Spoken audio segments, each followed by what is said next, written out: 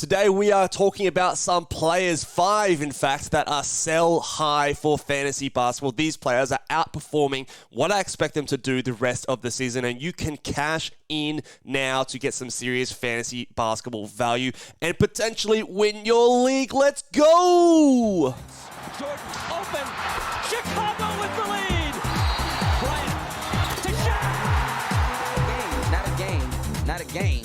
We talking about practice. LeBron James with no regard for human life. Anything's possible. Back out to Allen. His three-pointer. Bang! Curry for 3. Wow! Unbelievable.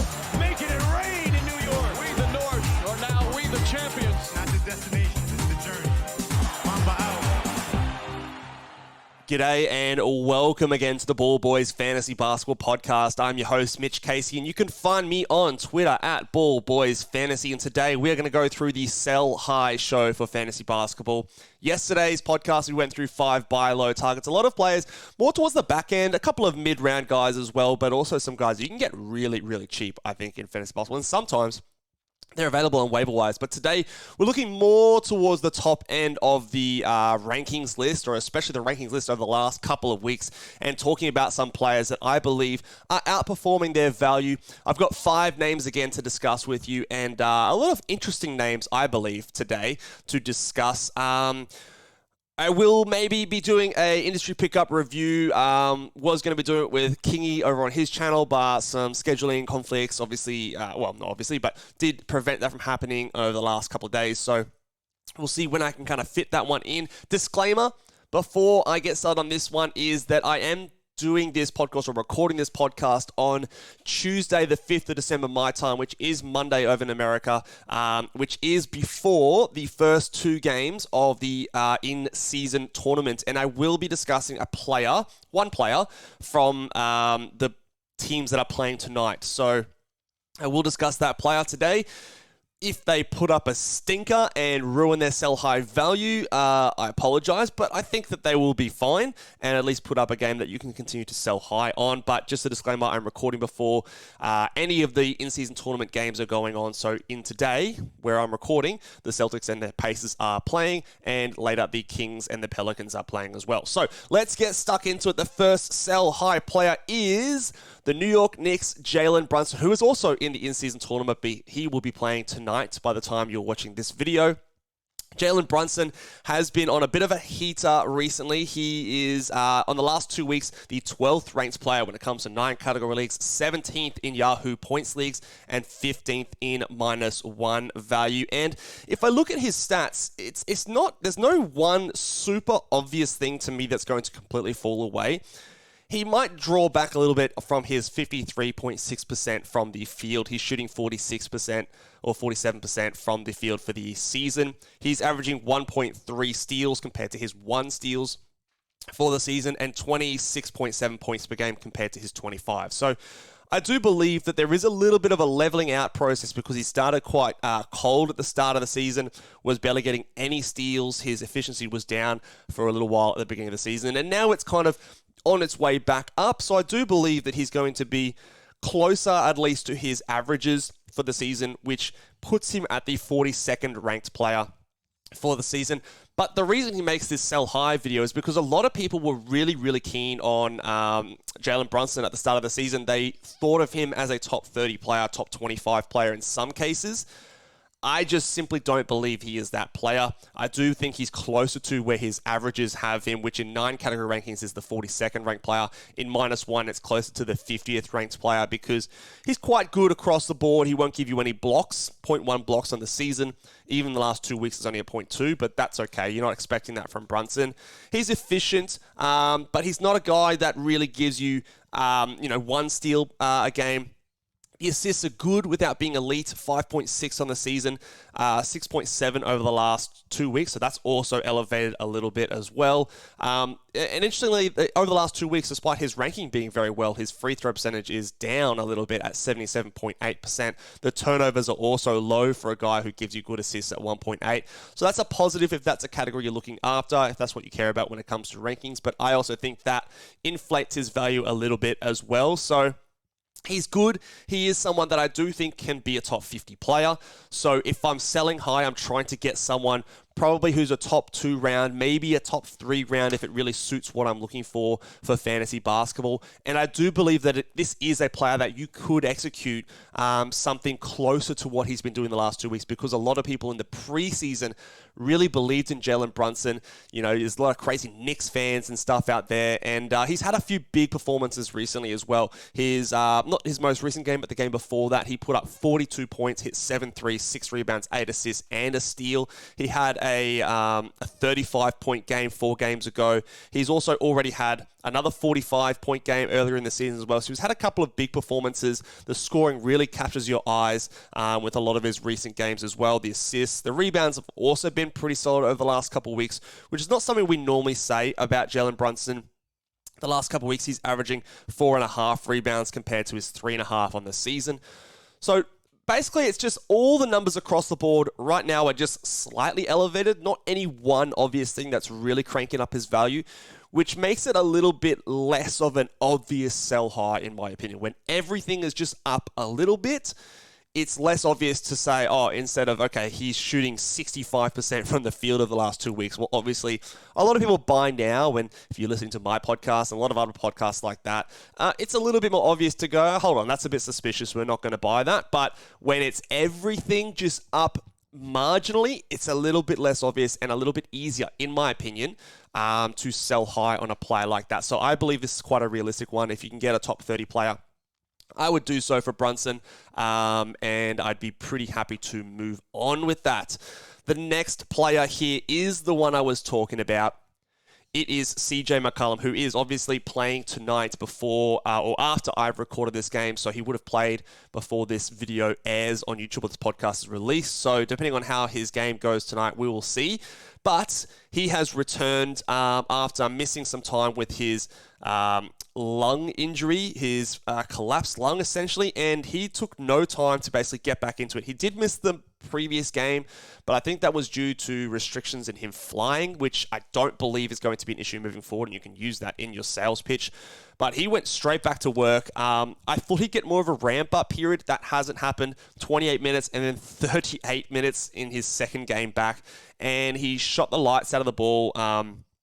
20 points, 3 threes, 19 points, 1 3. He had 2 steals in both those games, a block in both those games, 5 assists, 8 assists. He's not missed a free throw yet as well. He's only had 3 turnovers in those 2 games. So the rankings are very high for him over those 2 games. In the last week, he's the 18th ranked player in 9 category league, 19th in -1, and 31st in Yahoo points, which is interesting because he's definitely more of a points league player, in my opinion. So the big thing that's elevating his value in those last 2 games is the fact that he's averaging 2 steals per game and a block per game, which just obviously when you talk about rankings, small sample size, that really boosts his value up. For the season, he is a top 20 player. Again, averaging 1.6 steals, averaging 0.9 blocks is just highly.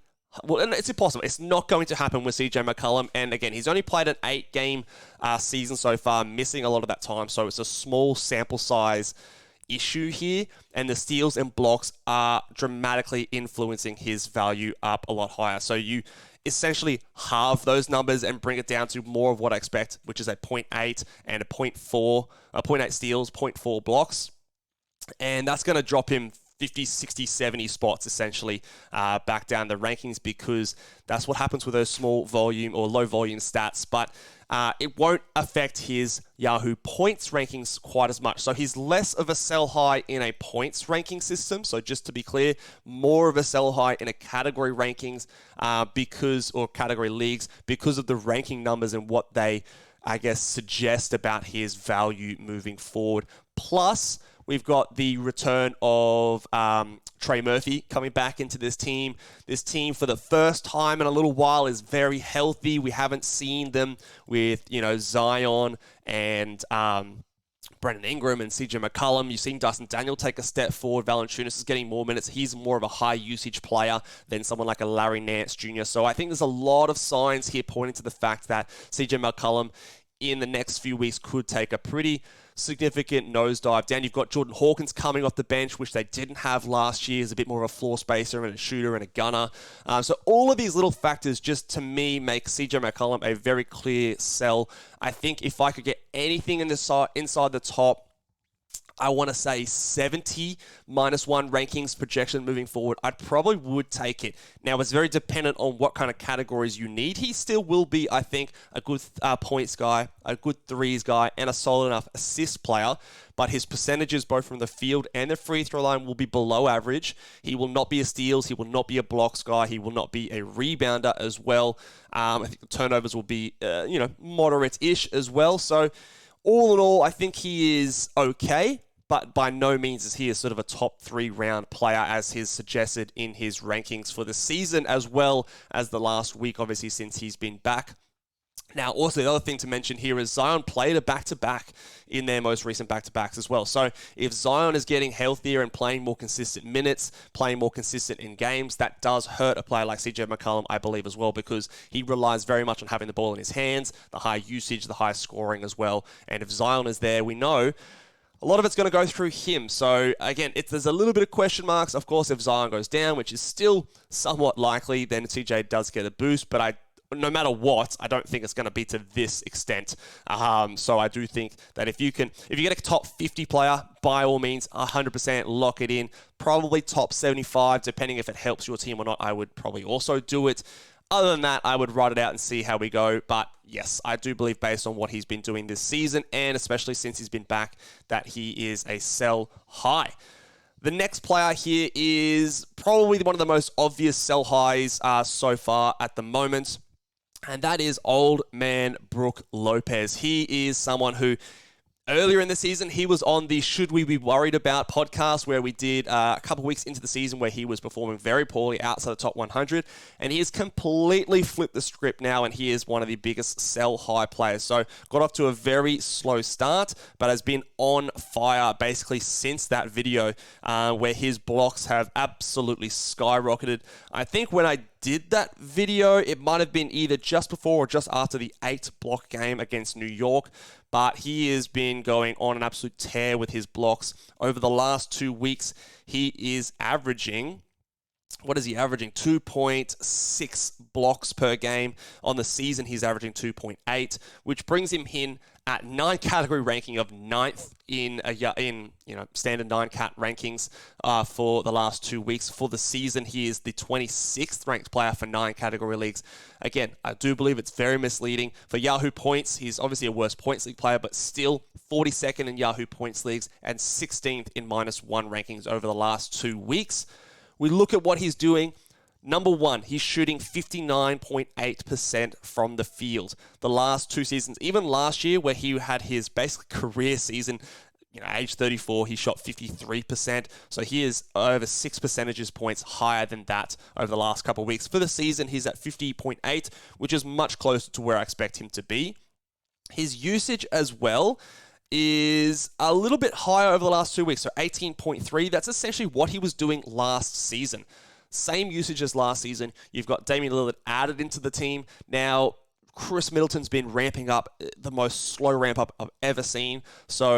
And maybe he doesn't get to where we expected him to get to, but I'd have to think that that does come back down a little bit. 18.3 on the season, it's closer to 16.6%. So I think that that's a fairer representation of what he's going to do.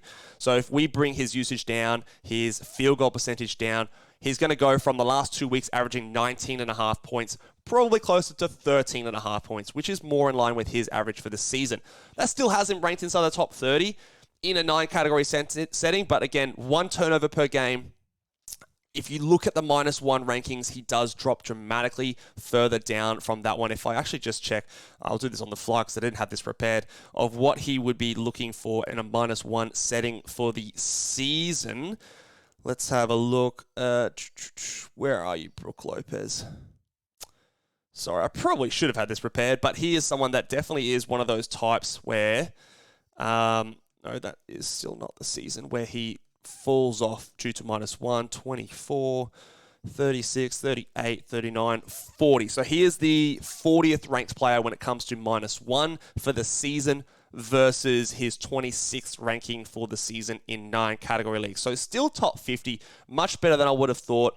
The 2.8 blocks, I believe, is completely misleading now. He is probably someone that maybe I was cautious on with his blocks. He averaged 2.5 blocks last year. Maybe he can repeat it again.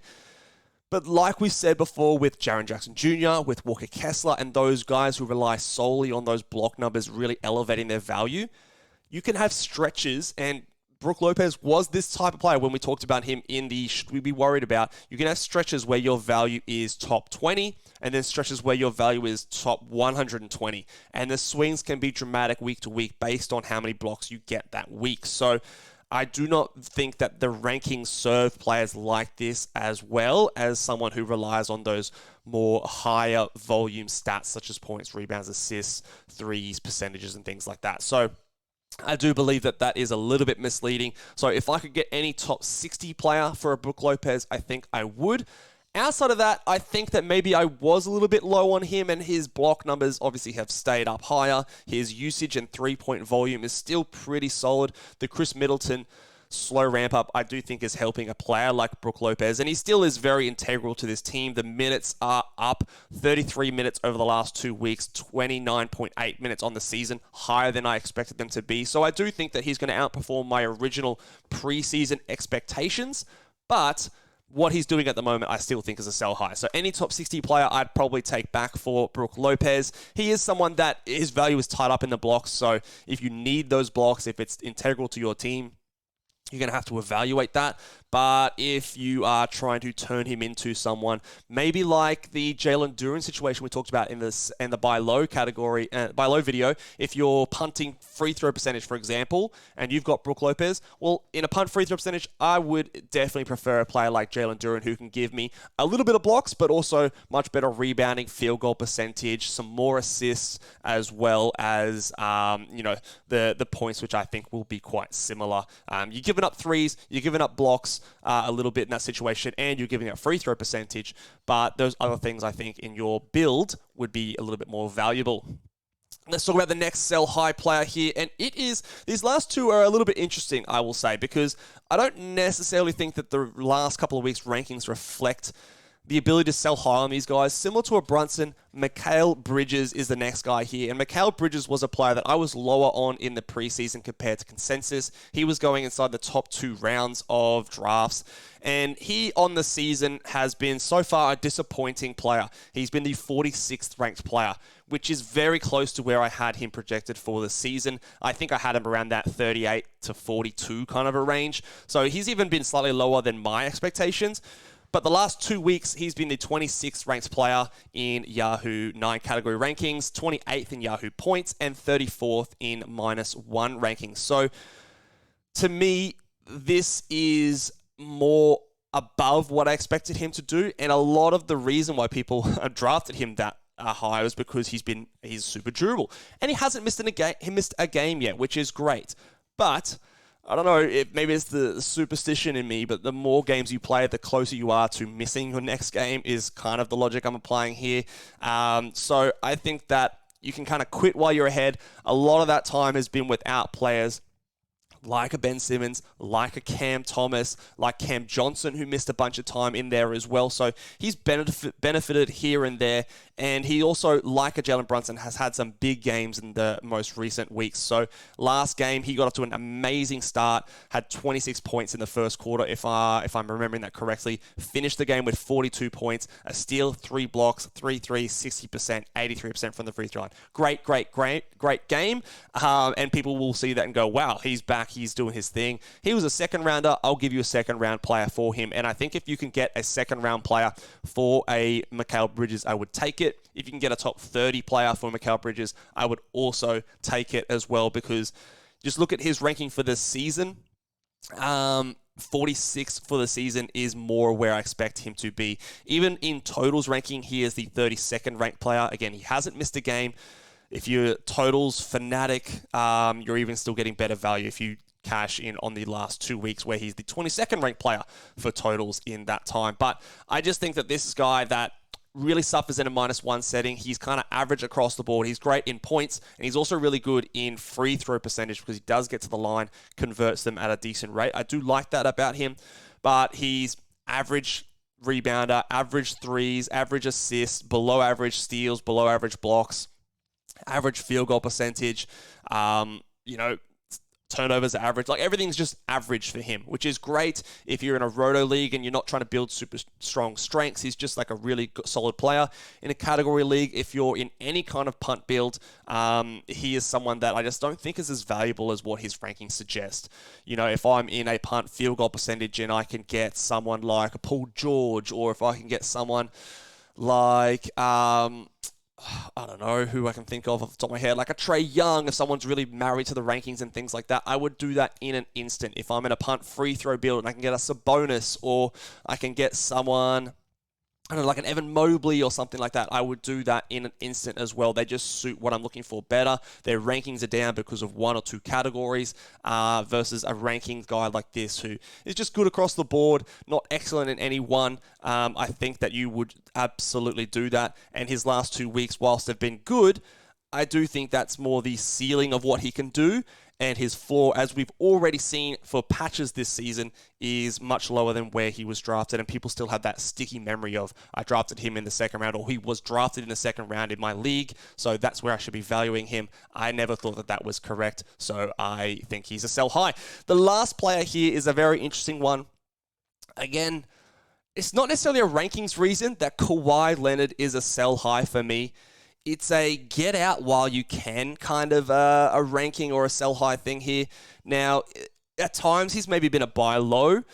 At times he's kind of been just doing okay. And this is kind of what he's been doing on a per game basis. So on a per game basis, in 9 category rankings, he is the 20th ranked player. In the last 2 weeks, 19th. In Yahoo points in the last 2 weeks, he's the 30th. And in the last 2 weeks, in a -1 setting, he is 37th. So you would almost say that that's below what you would expect for Kawhi. Now, we do need to factor in the James Harden addition. So I actually think that this is kind of on a per-game scenario. What he's been doing the last 2 weeks is almost what I expect. I don't actually know if it's going to get much better than this. And the Kawhi Leonard name of him being a fantasy basketball darling, especially in 9 category leagues, I think the name is enough to get back more than what he's been doing per game in the last couple of weeks. And I do think that what he's been doing is what we can expect. Now, he's been shooting very efficiently. In the last 2 weeks, he's actually averaging 50% from the field, 88% from the free throw line, only 1.1 turnovers. He's still getting 1.1 steals, 1 block per game. Maybe those steals can be higher for a player like Kawhi, but his usage is down. He's at 25.4%, which was at 26.4% the year before and 29% the year before that. I think that that is more what we can expect. Just a small decrease because of the addition of James Harden, obviously. The threes are down a little bit. He's at 1.6 per game versus 2 and 1.9 the year before. It's not much, but it's a little bit down. Rebounds are about the same. The assists are down as well. Again, James Harden related. So the only thing I can really see improving here is the steals come up, but you could also say the blocks come down from 1 per game closer to half a block per game. So all in all, I actually think his value of being a 9 category top 25 player rather than a top 10 player is more realistic of what we can expect. But he still has that name recognition value of that guy on a per game basis is a top or a first round guy. And I actually don't think he's going to be that this season. The other thing where you can capitalize on him is he is playing back-to-backs at the moment and he has not missed a game this season. Now, a lot of people will still be cautious about Kawhi, but you can start to use that in your discussion and in your argument when trying to trade a Kawhi Leonard.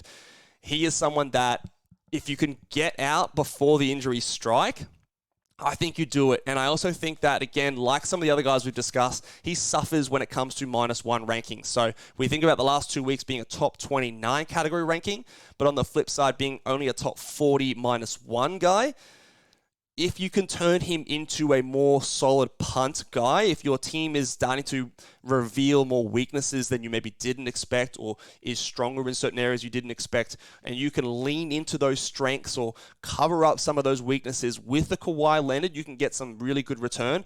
I would be exploring that opportunity if I were you, and I would be trying to get a guy that fits my team better by sacrificing a player like Kawhi, getting out of that injury risk. Now, again, I'm not someone who really believes in the injury-prone tags as much as others out there, but I do believe that Kawhi is someone, especially with a team as deep as Clippers are, will be taking some time off. The reason, and I've seen this on through several sources, the reason that they are playing through back-to-backs is because they have a poor record right now. They got off to a very shaky start once the trade went down. They've corrected it a little bit, but they're still trying to get that record back up, give themselves some more buffer room, and when they do that, that's when they're going to start to rest some of the players like Kawhi, like a PG, like a James Harden. And I think that that will be a good reminder to everyone that he is not someone that we necessarily can trust on a game-to-game basis, and combined with the fact that I don't think that his ranking and value is going to be as high as what the name suggests.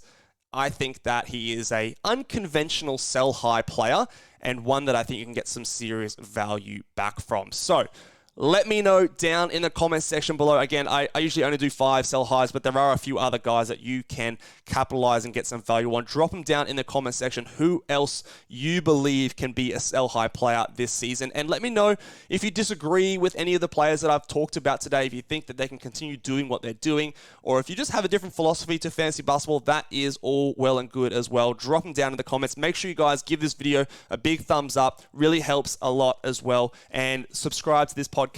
Give it a 5-star rating on Apple or on Spotify, on podcast, or wherever you get it. And I will see you guys next time. Bye.